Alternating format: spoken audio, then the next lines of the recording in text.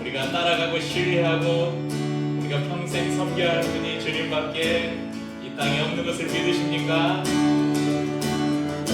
하늘 위에 주님 밖에 내가 사모할 자 이 세상에 없네.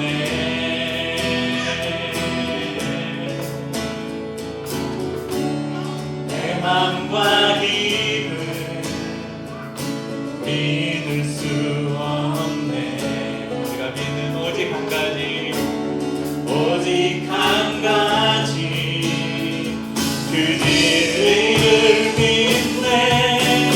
주는 나의 힘이요, 주는 나의 힘이요, 주는 나의 힘이요. 영원히 주를 의지하리. 주는 나의 힘이요,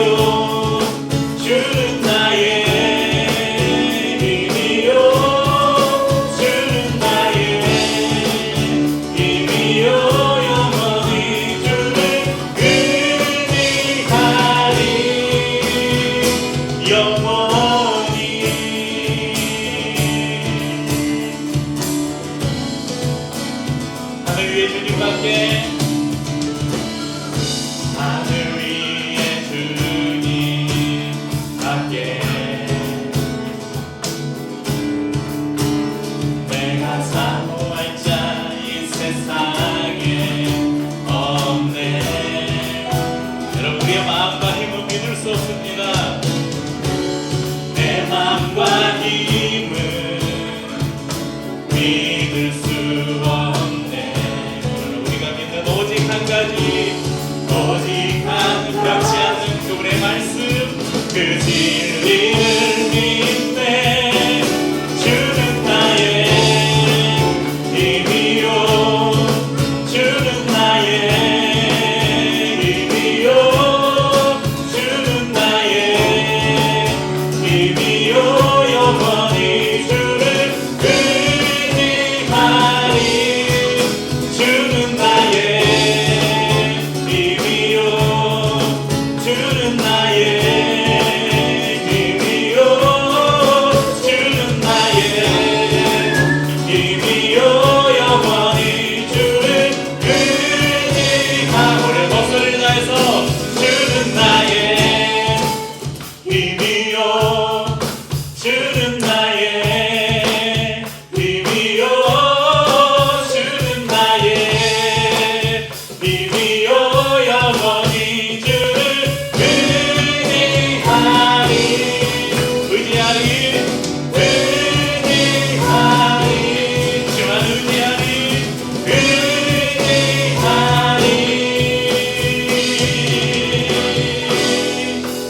영원히.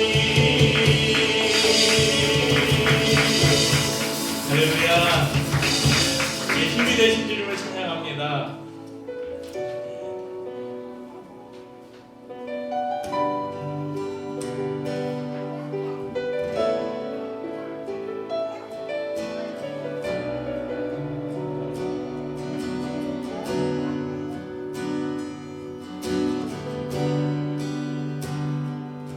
우리가 살아가는 이 모든 세상에 하나님의 나라가 임하기를 소망하면서, 온 땅은 하나님의 성소, 내가 선고 거룩한 땅, 너는 이제 너의 실을 벗고 주님을 섬기라. 온 땅은 하나님의 성소, 하늘은 내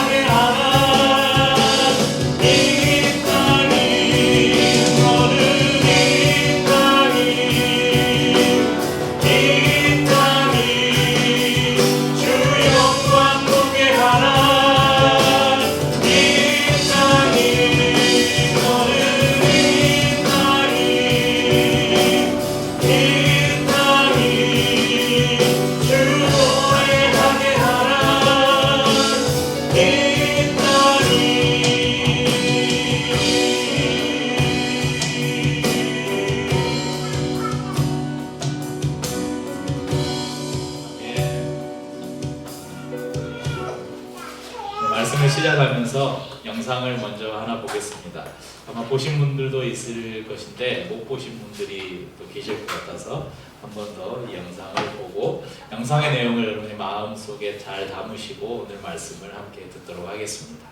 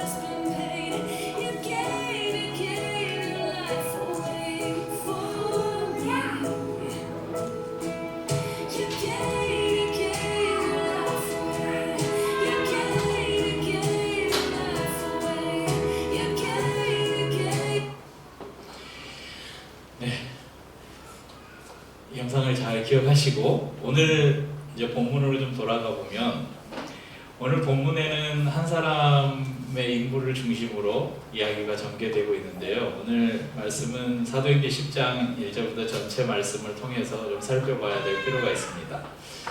고넬료가 어떤 사람이었는가? 이 성경에 누가 이 성경 사도행전을 기록한 누가의 직접적인 진술도 있고 고넬료의 사환들이 그를 평가한 평가도 있고 또 환상 중에 나타난 천사들이 고넬료가 어떤 사람인지를 말하는 또 부분도 있습니다. 사도행전 10장 1절에 보면 이렇게 기록합니다. 가이사랴에 고넬료라 하는 사람이 있으니 이달리아 부대라 하는 군대의 백부장이라. 자, 여기에서 볼 수 있는 것은 자, 고넬료는 가이사랴에 거주하고 있었고요. 이달리아 부대의 백부장이었다. 자, 백부장은 100명 정도의 군사를 이렇게 인솔하는 간부 지휘관입니다. 그러니까 지금의 아마 우리나라의 군대 편제에서 한 중대장급, 중대가 한 100에서 150명 정도의 병력들이 있으니까 제가 군생활할 때는 중대장이면 보통 중위로 중대장을 임관하는 분들도 계셨고 대위까지 이렇게 중대장 생활을 하다가 전역하는 분들이 계셨는데 요즘으로 말하면 한 중위나 대위 정도의 계급을 가진 장교라고 보면 될 것입니다. 2절에는 이렇게 말씀합니다. 그가 경건하고 또 온 집이 하나님을 경외하고 백성을 많이 구제하고 항상 하나님께 기도하는 사람이었다. 이렇게 소개합니다. 또 22절 말씀에 보면 사원들의 입을 통해서 고넬료는 의인이요 하나님을 경외하는 사람이라 유대 온 족속이 칭찬하더니 이렇게 소개하고 있습니다. 고넬료는 의로운 사람이고 그는 하나님을 경외하는 사람이고 로마인인데 비록 로마인임에도 불구하고 유대인들로부터 칭찬을 받는 칭송을 받는 사람이다. 또 4절에 보면 천사들이 그를 평가하고 있습니다. 천사들이 말을 통해서 너의 기도와 구제가 하나님께 상달되었다. 그러니까 하나님이 너의 기도와 구제를 인정해 주었다. 이렇게 증언하고 있습니다. 하지만 우리는 고넬료에 대한 그 어떤 소개보다 우선해서 보아야 될 것이 뭐냐면 고넬료는 이방인이라는 것입니다. 3절에서 8절 말씀에는 이 고넬료에게 임한 환상이 기록되어 있습니다. 유대인의 시간을 성경이 기록된 시간은 신약 성경이 기록된 시간은 우리 시간으로 환산하려면 6시간을 더하면 됩니다. 그러니까 고넬료가 9시 그러니까 우리 시간으로 오후 3시에 환상 중에 그에게 천사가 나타나서 그가 경건한 생활을 했다는 것을 인정해 주면서 또 한 가지를 그에게 지시하는데 베드로를 청하라. 베드로를 너의 집에 청해와라. 이렇게 말을 전합니다. 그리고 지금 베드로가 요바에 있는 무두장의 시몬의 집에 머물고 있다. 근데 그 집은 해변에 있다. 아주 자세하게 천사가 지시를 합니다. 고넬료는 즉시 자신이 믿을 만한 부하에게 이 일을 설명하고 하인 2명을 붙여서 베드로를 찾아가라고 보냅니다. 여러분 이 요바는 베드로가 머물고 있었던 요바는 지금 고넬료가 머물고 있는 가이사랴에서 해변을 따라서 남쪽으로 50km 정도 떨어진 곳에 있습니다. PPT를 한번 보시면요, 저 위에 가이사랴가 있고 지금 고넬료가 가이사랴에 머물러 있고 지금 베드로는 요바라는 곳에 있습니다. 딱 보면 지중해를 끼고 있는 아주 그 해변에 있는 집이라고 했으니까 아마 굉장히 뷰가 좋은 집이었던 것 같아요. 그 집에 머물고 있었습니다. 다음날 그들이 베드로가 머물고 있는 집에 가까이 왔을 때 고넬료에게 나타났던 환상이 또 베드로에게도 나타납니다. 제6시에 베드로가 기도하러 지붕에 올라갔다. 6시는 아까 6시간 다음에 12시 정오에 무두장이 시몬의 집 지붕으로 기도하기 위해 올라갔다. 성경이 기록하고 있습니다. 성경에 보면 무두장이 이렇게 나오는데 무두장이는 예전 번역에는 피장 시몬의 집 이렇게 번역이 됐었거든요. 무두장이가 뭐냐면 이 가죽 고개를 하는 사람, 가죽을 만져서 물건을 만드는 사람을 무두장이 또는 피장이라고 불렀습니다. 그런데 이 사람들은 가죽은 여러분 죽은 짐승의 가죽이잖아요. 죽은 짐승을 만지는 직업이었기 때문에 유대 사회에서는 부정한 사람으로 취급을 받았습니다. 그런데 지금 베드로는 이 부정하다 여겨지는 무두장이 시몬의 집에 머물고 있어요. 그리고 지금 지붕에 기도를 하러 정오에 올라가는데 유대 사회에서는 정오에 기도하는 습관이 없었습니다. 그런데 그가 기도를 하기 위해서 지붕에 올라가요. 여러분, 난 12시가 됐으니까 배가 고팠겠죠. 점심때가 된 거죠. 사람들이 음식을 준비하는 동안에 베드로가 아마 배도 고프고 하다가 환상을 보았어요. 하나님께서 그에게 환상을 보이셨습니다. 그 환상이 무슨 환상이었냐면 하늘에서 네 귀퉁이가 매달린 보자기가 하나 내려오는데 그 보자기 안에 각종 네 발 가진 짐승과 기는 것과 나는 것들이 담겨 있었어요. 그리고 음성이 들립니다. 이것을 잡아먹으라. 본문의 기록을 통해서 짐작해 보면 오늘 본문 전체를 이렇게 읽어보면요, 베드로가 이것을 거부하잖아요. 아마도 그 보자기에 담긴 네 발 가진 짐승과 기는 것과 나는 것은 레위기 11장에 기록된 부정한 짐승이라고 볼 수 있습니다. 그러니까 레위기 11장을 여러분 기회가 되실 때 한번 펼쳐보시면 레위기 11장에는 한 장을 통째로 어떤 것은 부정하고 어떤 것은 거룩하다 하면서 동물의 모든 종류를 지적해서 부정한 짐승을 이야기해 주고 있습니다. 뭐라고?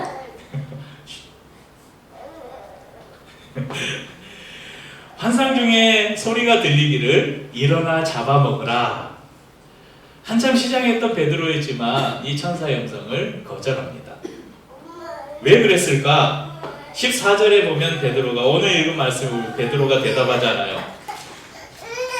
속되고 깨끗하지 아니한 것을 내가 결코 먹지 아니하였나이다. 네, 우리 제이를 좀 진정시키고 제이야 왜 도망가?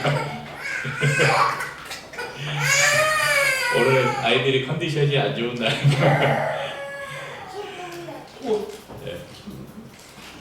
네. 자신은 지금까지 율법에서 부정하다 이렇게 규정된 생물은 내가 먹은 적이 없다.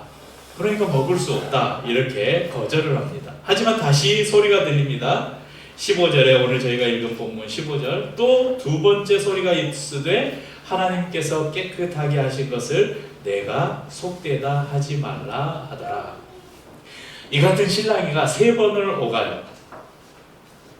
이 베드로의 삶을 보면 세 번과 연관이 많은 것 같아요. 예수님을 부인할 때도 그가 세 번을 부인했잖아요. 그리고 부활하신 예수님을 다시 만나서 그를 다시 회복시켜 주실 때 예수님께서 네가 나를 사랑하느냐, 네가 나를 사랑하느냐 세 번을 물으시죠. 또 오늘 본문에도 보면 이 하나님의 사자와 이 세 번의 이 실강이를 벌이는 것을 볼 수 있습니다. 저희는 14절, 15절 말씀만 읽었지만 이어지는 말씀을 보면 왜 하나님께서 베드로에게 이런 환상을 보이셨는지를 알 수 있습니다. 하나님께서는 이방인이면서 로마의 군대 장관인 이 고넬료와 유대인이면서 예수님의 수제자인 베드로에게 동시에 환상을 보이시면서 이 둘을 극적으로 만나게 하십니다. 고넬료의 초청을 받아들인 베드로는 고넬료의 집을 찾고 거기서 환상을 보았던 자초지종을 서로 설명하면서 우리가 지금 이렇게 만나게 된 게 우연히가 아니라 개꿈을 꾼 게 아니라 하나님이 계획하신 것이구나 이것을 알게 됩니다. 그리고 고넬료는 베드로로부터 죄사함에 대한 복음을 듣게 됩니다. 그리고 그들 가운데 성령이 임하는 놀라운 역사가 일어납니다.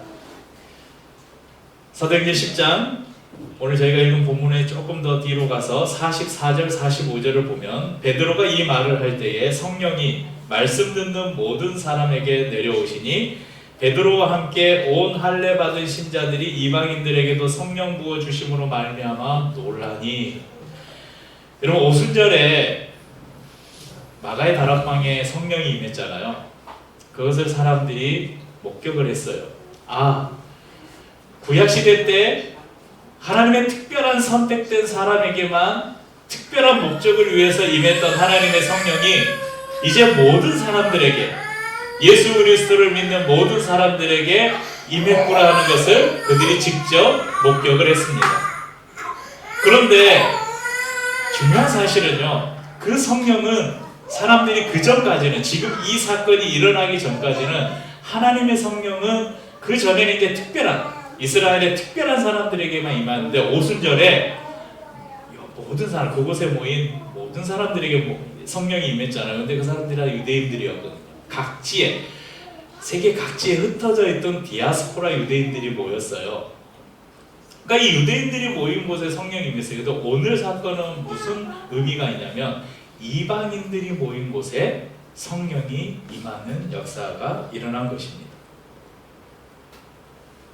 이런 일이 일어날 수 있었던 것은 베드로가 자신이 생각하고 있던 거룩과 세속, 성과 속의 기준을 하나님의 기준으로 바꿨을 때 가능했습니다.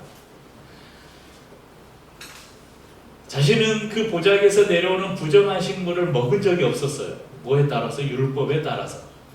그런데 하나님이 그것을 잡아 먹으라고 말씀하셔요. 그러니까 자신이 가지고 있던 이 거룩의 기준은 율법이 명한 것이었어요. 하나님이 말씀하시는 것이 아니라 자신들의 전통이 그에게는 거룩한 것이었습니다. 그래서 하나님의 말씀이 오히려 그것이 부정한 것이다, 그것이 세속적인 것이다 라고 거절했죠. 그런데 하나님은 그렇게 말씀하시지 않으셨습니다.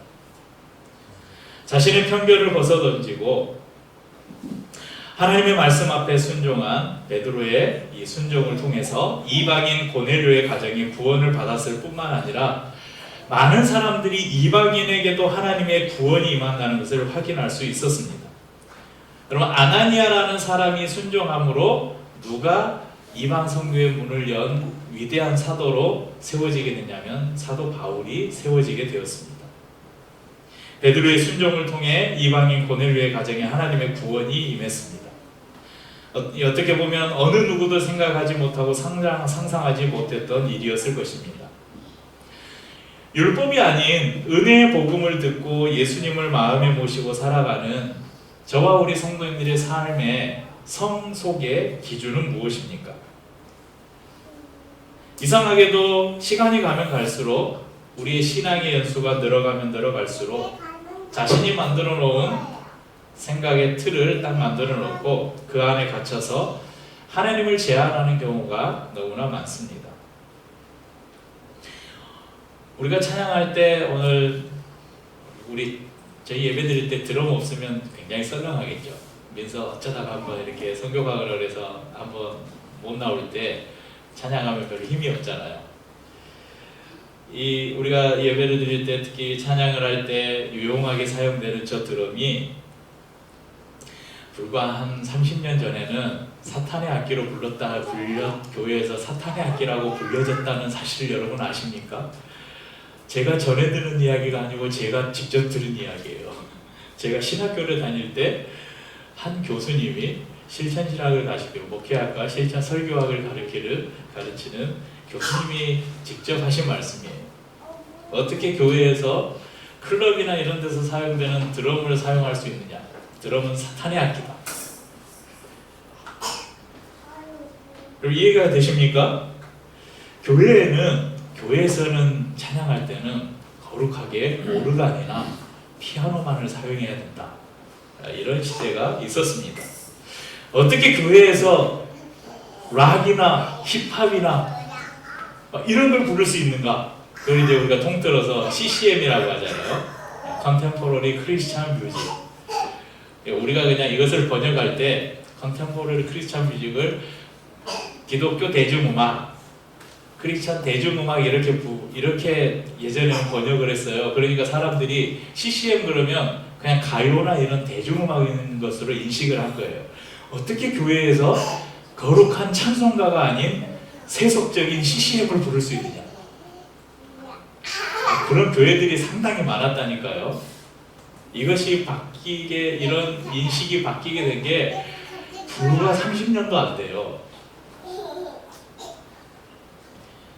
그런데 여러분, 우리가 거룩하게 부르는 여러분 성경 뒤에 있는 찬송가들은 1880년대, 90년대부터 1900년대 초반까지 거기 보면 연도가 다 나와 있어요. 찬송가 만들어진 연도가 1880년대 후반, 1900년대 초반 이때 만들어진 곡들인데, 여러분 그 모든 곡들은 찬송가가 나올 당시에는 다 사탄의 음악이라고 사람들이 손가락질했어요. 왜냐하면 찬송가가 나오기 전에는 아까 그 우리 영상에서 봤던 그 중세 시대 있잖아요. 그 방금 저희 앞부분하고 뒷부분의 찬양이 완전히 다 바뀌었잖아요. 앞부분에 후 이런 거 있잖아요. 이게 찬송은 단선율로만 불렀어요. 찬송에 화음을 넣을 수가 없었어요. 화음을 넣으면 이게 사탄의 음악이라고 그랬거든요. 근데 저희가 읽은 찬송가들은 대부분 소프라노, 알토, 테너, 베이스, 사성부 돼 있잖아요. 이 옛날에 사성부로 부르면 사탄의 음악이라고 그랬다니까요. 그런데 이게 바뀌었어요. 그 당시에 1800년대 후반에 찬송가는 당시의 CCM이었어요. 근데 CCM은 기독교 대중음악이라고 부르면 안 되고, 정확한 번역은 동시대적인 교회 음악, 그 시대의 사람들의 문화로 만들어진 교회 음악을 우리가 CCM이라고 불러야 한다는 거예요. 그러니까 1800년대 후반에는 찬송가가 CCM이었던 거예요. 지금은 여러분 CCM이 우리가 다양한 음악 장르로, 지금 우리 일반 사람들의 문화 가운데서 불려지는 다양한 음악들로 우리가 찬양을 부르잖아요. 이게 CCM이에요. 앞으로는 이 CCM이 어떤 음악으로 바뀔지 몰라요. 아무튼 그런 이야기가 있고요.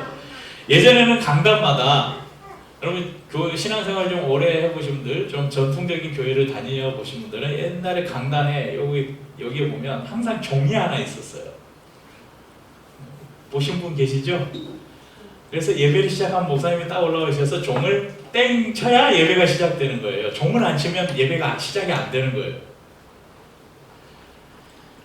이 목사님이 올라와서 종을 치기 전에 찬양팀이 딱 나와서 한 예배 10분 전에 20분 전에 찬양을 하잖아요. 그걸 일명 뭐라고 불렀습니까? 준비 찬양. 들어보셨죠? 준비 찬양이라고 불렀습니다.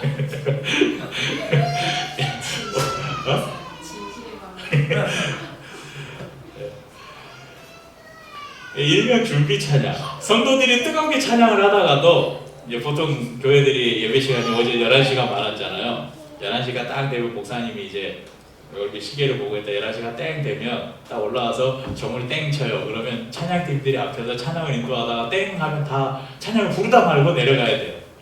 그런 시대가 있었습니다. 여러분, 예배는 종을 쳐야 시작하는 겁니까? 찬양, 그러면 이 앞에 찬양을 인도하고 함께 찬양을 부른 그 시간은 뭐예요? 예배 시간이 아니라는 거예요. 그 시간은, 그래서 이름도 준비 찬양이라고 불렀어요. 찬양이면 찬양이지 찬양을 준비하는 게 어딨어요. 그래서 예전에 몇 년 전에 저희가 저기 어디 책꽂이 어디에 보면 책이 꽂혀 있을 건데, 얇은 1세기 교회 예배 이야기라는 책을 저희 성도들이 함께 한 챕터씩 읽고 그것을 나누면서 굉장히 많은 도전을 받았던 적이 있습니다. 그러니까 1세기 초대 교회 사람 성도들은 어떻게 예배를 드렸는가, 아주 얇은 책인데 다음에 기회가 되면 또 한번 나눴으면 좋겠어요. 아주 얇은 책인데 그 안에 정말 예배에 대한 정말 진수가 담겨 있거든요. 그 책을 읽고 나누면서 우리 길위의 교회는 예배 시작을 어떻게 정의할까 해서 저희가 함께 정의한 게 있어요. 잘 모르시죠? 저희 예배는 언제 시작된지 아세요? 혹시 기억하고 계신 분? 들어올 때부터. 네. 문 열고 들어오는 순간 저희들의 예배는 시작된다. 여러분들 앞으로 그렇게 기억하세요. 여러분들 교회 문을 딱 열고 들어오는 순간 여러분 예배가 시작된 거예요. 그러니까 들어와서 성도들과 함께 인사를 나누고 교제하고 이야기 나누는 이거부터 우리는 예배가 시작되었다는 것입니다. 그리고 우리가 찬양하고 이렇게 예배드리고 성찬을 나누고 같이 밥 먹고 소그룹 모임을 하고 성경 공부를 하는 모든 것이 다 예배다. 그리고 문 열고 나갈 때 우리의 공예배가 그때 끝나는 거예요. 그리고 문을 열고 나가는 순간 우리의 공예배는 끝나고 여러분의 삶의 예배가 그때부터 시작된다는 것을 기억하셨으면 좋겠습니다. 성과 속을 구분하는 것이 어떤 것입니까? 우리의 전통입니까? 아니면 하나님의 말씀입니까? 아까 그 드럼이나 일렉기타 이런 악기들을 교회에서 사탄의 음악, 사탄의 악기라고 사용하지 못하겠다는 말씀을 드렸는데 시편 150편을 보면 하나님을 찬양할 때 사용해야 될 많은 악기를 이야기하고 있어요. 나팔 소리로 찬양하고 비파와 수금으로 찬양하라. 소고치며 춤추며 찬양하고 현악과 통소로 찬양하라. 큰 소리 나는 제금과 높은 소리 나는 제금으로 찬양하라. 시편 150편에 나오는 말씀이에요. 나팔과 퉁소는 뭡니까? 관악기입니다. 비파와 수금은 현악기예요. 소고와 제금은, 소고는 잘 아시죠? 소고와 제금은 타악기입니다. 제금은 짱! 심벌이에요. 심벌이죠. 타악기죠. 그러니까 성경이 관악기든 현악기든 타악기든 모든 악기를 동원해서 하나님을 찬양하라 이렇게 말씀하고 있습니다. 누가 찬양에 쓰이는 악기와 쓰일 수 없는 악기를 구분했습니까? 피아노나 일렉기타나 드럼이 술집에서 먼저 사용했으니까 거룩한 교회에서 거룩한 찬양을 할 때는 사용해서는 안 된다고요? 그럼 피아노, 교회에서 피아노 많이 쓰잖아요. 피아노 술집에서 더 많이 사용됐어요. 옛날에 중세시대 때 귀족들이 자기들끼리 모여서 파티하면서 연주되었던 게 피아노예요. 이 마이크 비싼 거예요.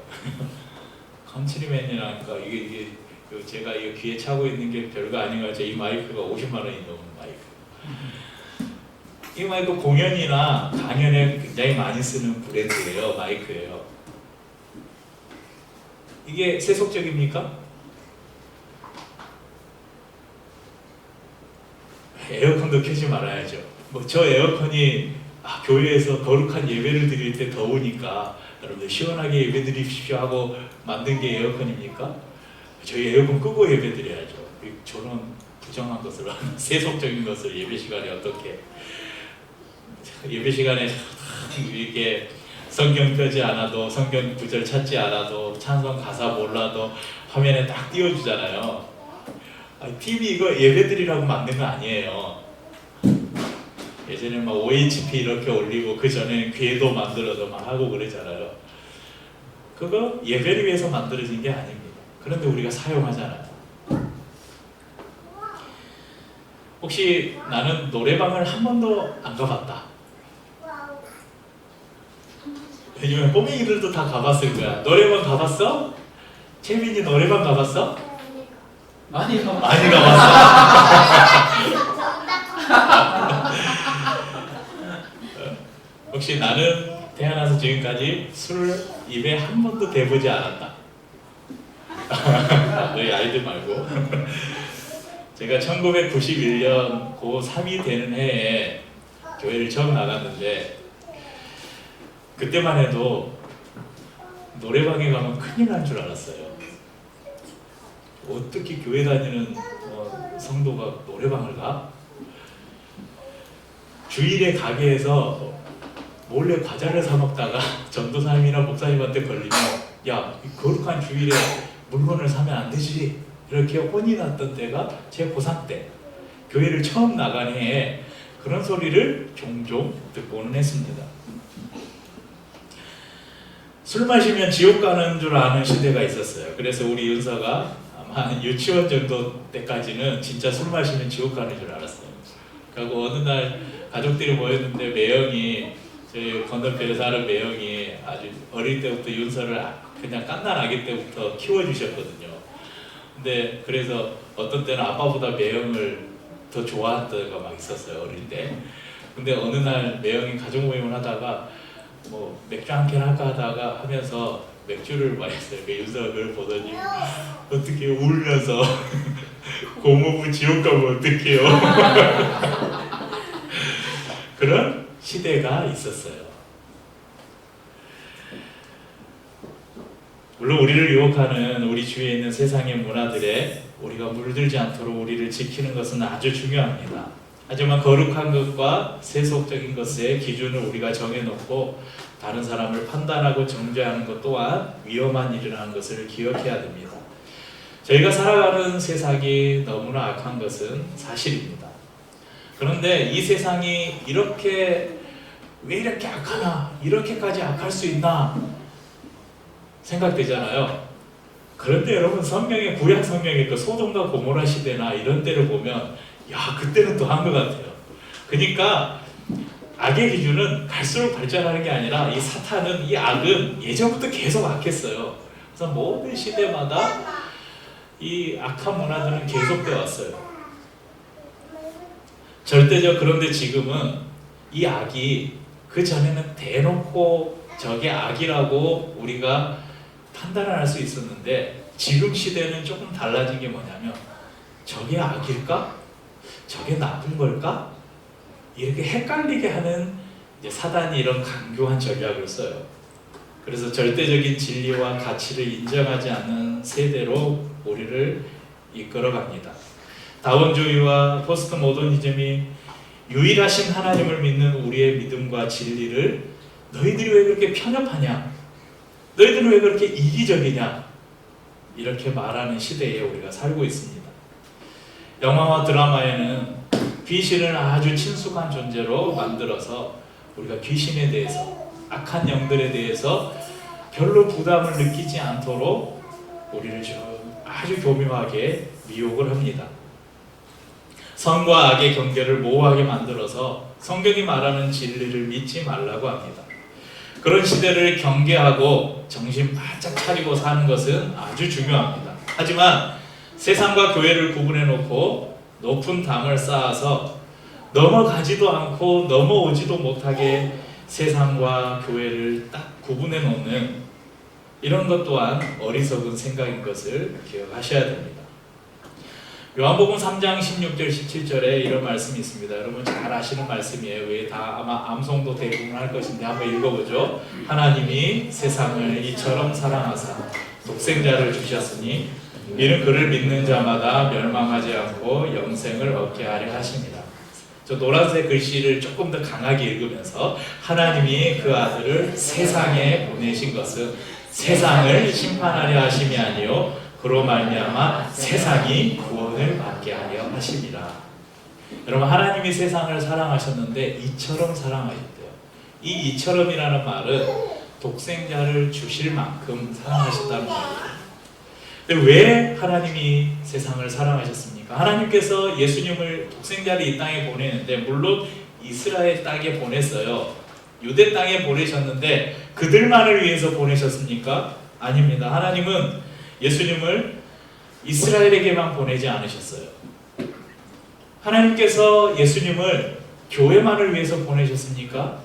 아니에요. 하나님은 예수님을 세상에 보내셨다고 성경이 말씀합니다. 세상을 심판하시기 위해서가 아니라 하나님이 창조한 이 세상을 구원하시기 위해서 예수님을 세상 가운데 보내셨다고 말씀합니다. 그런데 유대인들은 예수님은 우리만을 위해서 오셨어요. 이렇게 제안했죠. 요즘의 교회들은 예수님은 교회를 위해서 오셨어. 우리들을 위해서 오셨어. 너희들은 아니야. 이렇게 예수님의 구원을 교회 안으로 제안을 합니다. 그러면서 우리는 거룩해. 교회는 거룩해. 너희들은 부정해. 너희들은 속돼. 이렇게 나누고 있는 세상에 우리가 살고 있습니다. 서두에 고넬료가 어떤 사람이라고 성경이 설명했습니까? 경건하다. 그가 온 집에 하나님을 경외한다. 백성을 많이 구제하고 항상 하나님께 기도하고 그는 의인이고 하나님을 경외하는 사람이다. 그래서 이런 성경의 표현을 보면서 오늘 베드로를 하나님이 이 고넬료의 집에 보내서 고넬료를 구원하신 게 고넬료가 이렇게 의로운 사람이기 때문에 하나님이 구원하셨어. 이렇게 여러분 우리가 착각할 수 있어요. 이 성경 본문을 우리가 잘못 이해하면 우리가 그렇게 하나님을 경외하고 열심히 다른 사람들 구제하고 열심히 기도하고 하면 내가 구원받을 수 있구나. 지난주에 말씀을 나눴던 행위 구원으로 우리가 착각할 수가 있어요. 그런데 전혀 아닙니다. 여러분 베드로가 환상 중에 이렇게 말했잖아요. 주님, 제가 부정한 것은 지금껏 먹은 적이 없습니다. 그래서 지금도 이거 절대 먹을 수 없습니다. 이렇게 말할 때 성경은 이렇게 기록했잖아요. 하나님께서 깨끗하게 하신 것을 내가 속되다 하지 말라 하더라. 그러니까 하나님께서 거룩하다 하는데 네가 속되다 하지 말아라. 성경이 이렇게 아주 점잖하게, 우리 15절 보면 이렇게 점잖하게 기록되어 있잖아요. 그런데 여러분 실상은 그런 표현이 아닌 것 같아요. 아마 이것을 이렇게 읽으면 좀 실감. 야 임마 먹어. 그게 부정하고 깨끗한 거는 내가 정하는 거야. 왜 네가 정하려고 해? 그러면 네가 하나님의 하나님이 베드로에게 그러지 않으셨겠어요? 이것을 봤을 때 고넬료가 구원받은 것은 고넬료의 경건과 아무 상관이 없는 거예요.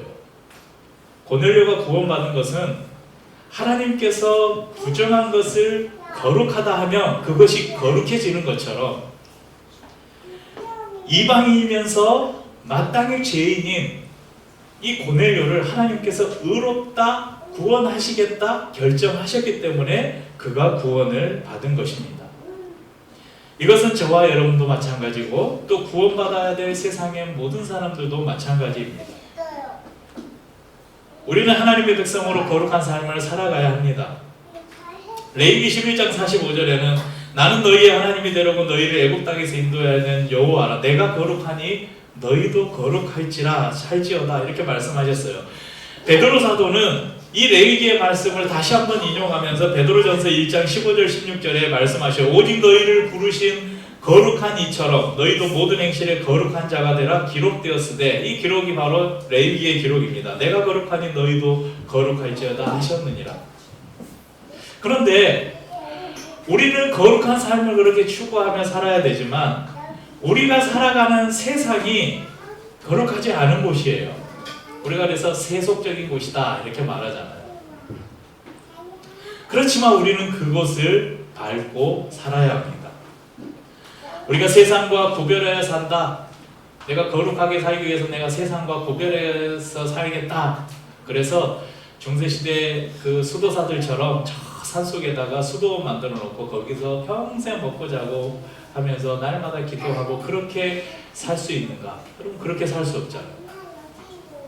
물론 핍박을 피해서 로마의 핍박을 위해서 숨어들었던, 어쩔 수 없이 동굴을 파고 숨어들었지만 그 초대교회 시대 때 카타콤이 있었잖아요. 그 광야 사막지대 한가운데 미로와 같은 굴을 파고 평생 거기서 하나님을 부인하지 않고 하나님만을 섬기기 위해서 그곳에서 평생을 살았던 사람들이 있었습니다. 우리도 그러면 이 세상에, 이 세속에 우리가 물들지 않기 위해서 우리도 어디 산속이나 어디 동굴 파놓고 거기서 평생 우리가 죽을 때까지 거기서 먹고 살아야 되나? 그럼 그것이 하나님의 뜻일까요? 전혀 그렇지 않습니다. 설교를 시작할 때 봤던 영상을 여러분 이제 다시 한번 떠올려 봅시다. 정말 하나님은 사무실에서 영광을 받으실까? 물건을 팔면 하나님은 기뻐하실까? 주식 거래할 때 하나님은 좋아하실까? 직장 동료와의 대화에서 하나님은 은혜를 주실까? 아까 영상에 나왔던 질문들이었습니다. 조금 더 추가해 보겠습니다. 설거지를 할 때 하나님은 기뻐하실까? 교회를 다니지 않는 친구와 밥을 먹을 때 하나님은 기뻐하실까? 아기에게 분유를 먹이고 이유식을 만들어 먹을 때 하나님은 좋아하실까? 동료들과 축구를 하며 땀을 흘릴 때 하나님은 축복하실까? 이런 많은 질문들을 우리가 해볼 수 있잖아요. 아니면 또 이런 질문 해봅시다. 예배 시간과 친구 약속이 겹쳤는데 친구를 만나러 가도 하나님은 기뻐하실까? 마음 상하는 일이 있어서 소주를 잔뜩 먹고 취했으면 취할 때 하나님은 기뻐하실까? 시험을 보는데 답이 생각날 듯 말 듯 해가지고 몰래 컨닝을 하면 하나님이 기뻐하실까? 너무 고통스러워서 이 고통을 잊기 위해서 잠시 마약에 손을 댔을 때 하나님은 기뻐하실까?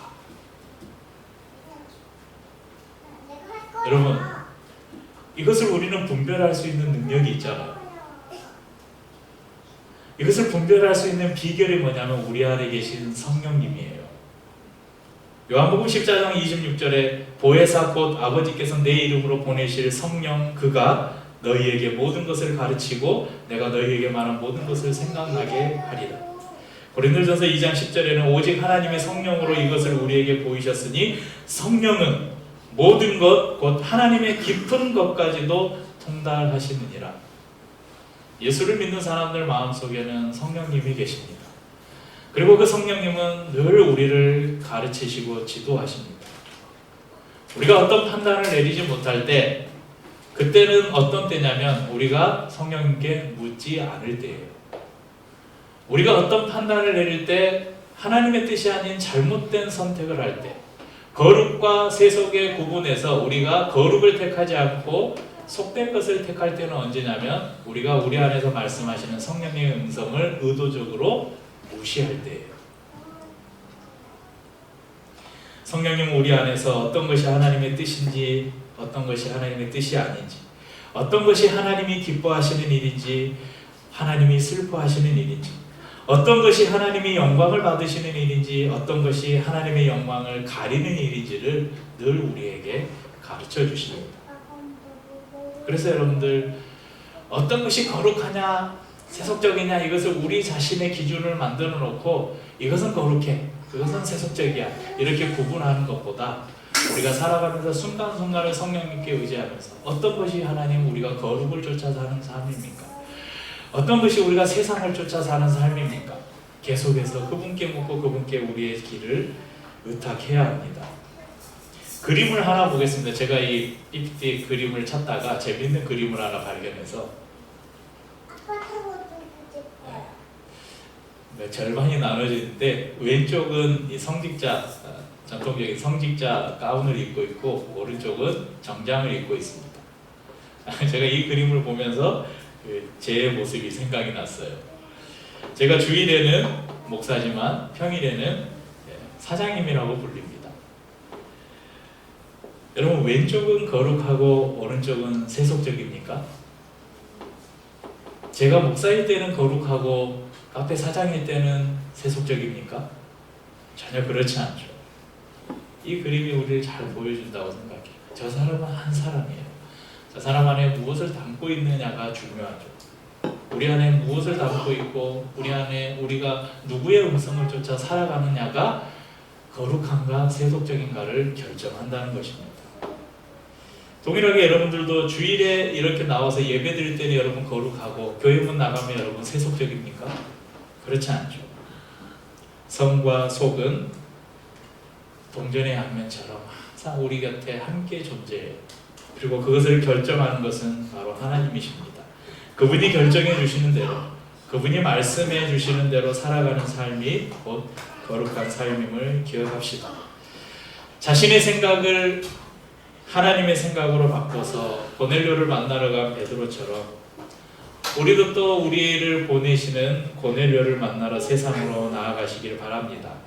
세상 속에 살지만 세상과는 다른 삶을 살면서 세상을 사랑하셔서 독생자를 주신 하나님처럼 우리도 세상을 쫓아 살지는 않지만 세상을 하나님의 마음으로 바라보면서 이 세상이 주님께 돌아오기를 기도하며 살아가시는 성도님들 될 수 있기를 주의 이름으로 축복합니다.